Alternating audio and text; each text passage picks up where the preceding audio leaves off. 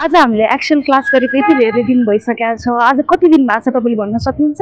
आज ठ्याक्कै मैले जोइन गरेको चाहिँ आज 12 दिन जति भयो। ओके, 12 दिन भयो। हजुर। 12 दिनमा तपाईँलाई यो फ्रुटफुल लागिरहेछ कि छैन? सेसनहरू के भइरहेछ? मलाई चाहिँ एकदमै फ्रुटफुल लाग्यो हैन। किनभने मैले जुन एक्सेलहरू युज गरिरहेको थिएँ त्यो सुरुको जुन हाम्रो टुल बार, रिबनहरू हैन, टास्क बारहरूको युजेजहरू पनि मैले कम्प्लिटली गराएर छु भन्ने चाहिँ फिल भइरहेको थियो हैन। सो जुन यो 12 दिनको सेसनहरू लिइरहँदाखेरि चाहिँ मलाई त्यहाँ भएका विभिन्न सेक्सनहरूलाई पनि मैले राम्रोसँग चिनेर चाहिँ आफ्नो काममा पनि युटिलाइज गर्ने मौका चाहिँ पाएँ।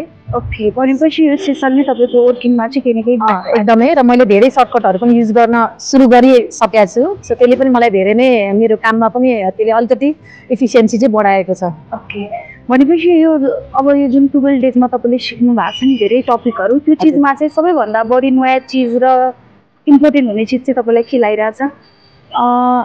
सबै थोरमा एकदमै इम्पोर्टेन्ट छ हैन, किनभने सबैको आफ्नो त्यहाँनिर सबैको भ्यालु छ हैन। त्यही भएर चाहिँ मैले जे सिकेँ यो ट्रेनिङमा 12 दिनको समयमा चाहिँ मैले सिकेकोमा चाहिँ सबैले नै धेरै नै मलाई सपोर्ट पुर्याएको छ हैन।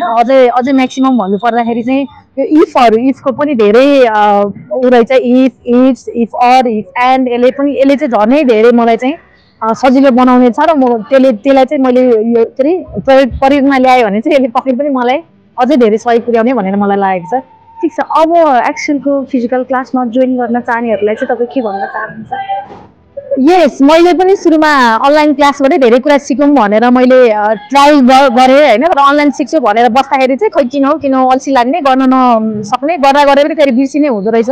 र फिजिकल क्लासमा हामी आइसकेपछि चाहिँ त्यहाँ चाहिँ हामीले आफ्नो ट्रेनरहरूलाई चाहिँ मैले जानिनँ, यहाँ मलाई गाह्रो भयो भन्ने कुरा चाहिँ त्यही त अन द स्पट नै हामीले त्यसलाई चाहिँ सर्ट आउट गर्न सक्ने भएको हुनाले चाहिँ अनलाइन भन्दा चाहिँ मलाई फिजिकल क्लास चाहिँ धेरै नै इफेक्टिभ लाग्यो। त्यही भएर यसले चाहिँ धेरै सपोर्ट पुर्याउने रहेछ भन्ने कुरा पनि मैले महसुस गरेँ। Thank you.